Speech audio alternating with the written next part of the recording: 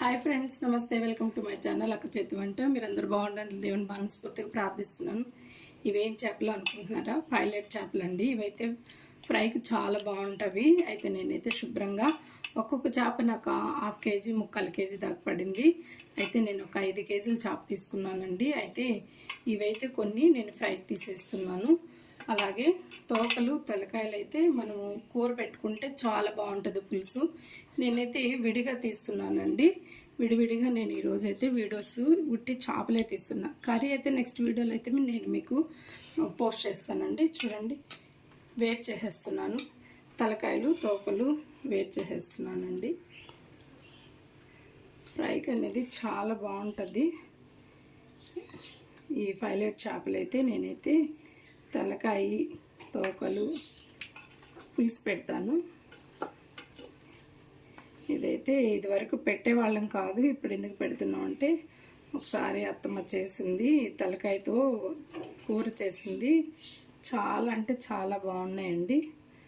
కూర చాలా టేస్ట్ అనిపించింది.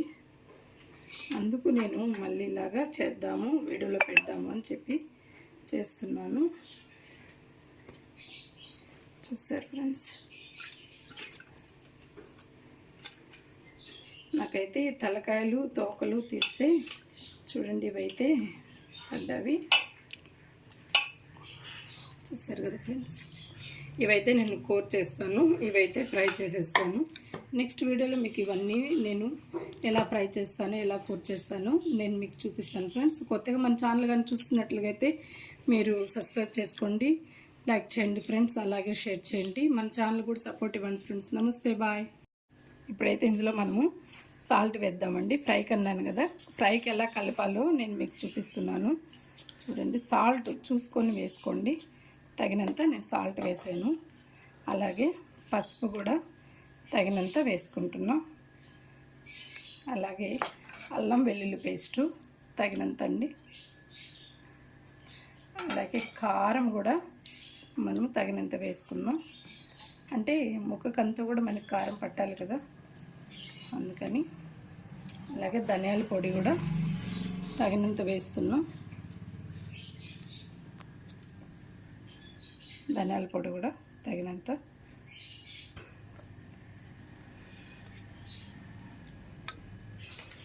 చికెన్ మసాలా పౌడర్ కూడా మరి ఆచి మసాలా పౌడర్ వేస్తున్నామండి. ఇది వేస్తే టేస్ట్ అనేది చాలా బాగుంటుంది. మీరు నచ్చితే వేసుకోండి, లేదంటే స్కిప్ చేసేసి అవునా మీరు ఇలాగే వేసేసుకోండి. ఇది మొత్తం మనం ఇలాగా కలిపేసుకున్నామండి.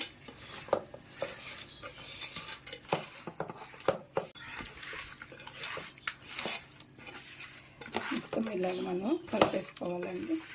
చూడండి, మనకి ముక్కకు అనేది ఇట్లా బాగా పట్టాలి. ఇలా ముక్కకు పడితేనే మనకి టేస్ట్ అనేది బాగుంటుంది. ఇది చిన్న ముక్కలు కొట్టుకొచ్చేస్తారు కాబట్టి కూరల ముక్కలాగా ఇట్లా ఉంది. లేదు అని అంటే చేపగా కూడా మనం కట్ చేసుకొని వచ్చుకుంటే చాలా బాగుంటుందండి. నెక్స్ట్ ఎప్పుడైనా నేను మీకు చేపగానే ఎలా దాన్ని కట్ చేసి తీసుకురావాలి, ఎలా ఇలా పట్టించి వేయించాలనేది కూడా ఒకసారి కారము ఉప్పు అన్నీ మళ్ళీ ఒకసారి చూడండి. మీరు లో కూడా మీరు పూసుకోండి. మనం ఉప్పు కారం అన్నీ ఒకసారి ఇలా చూసుకుందాం. సరిపోయిందండి, పర్ఫెక్ట్గా. నేను చూడండి, మనం ఇలాగా బాక్స్లో ఇలా తీసి ఇలా పెట్టేసుకోవడమేను. మనకి ఎప్పుడు కావాలంటే అప్పుడు మనం తీసి వేయించుకోవచ్చు. పప్పు చేసుకున్నప్పుడు కానీ, రసం పెట్టుకున్నప్పుడు కానీ, లేదు అని అంటే పచ్చడి చేసినప్పుడు కూడా చాలా స్నాక్ టైప్ లాగా ఎప్పుడైనా తినాలనిపించినప్పుడు కూడా ఇలా తీసుకొని మనం ఫ్రై చేసుకోవచ్చు. మనకి ముక్కకంతా ఇలా పూసి పెట్టుకున్నప్పుడు బాగా పడుతుందండి. అప్పటికప్పుడు మనం పూసుకొని మనం ఫ్రై చేసామని అంటే మాత్రం ముక్కకి అనేది పట్టదు. ముక్కకి కారం మసాలా అనేది పడితేనే బాగుంటుంది. ఇదంతా ఉంది కదా, దీన్ని కూడా ఒకసారి మొత్తం ఇలా పూసిద్దాం. ఇది ఫ్రెండ్స్ ఫ్రై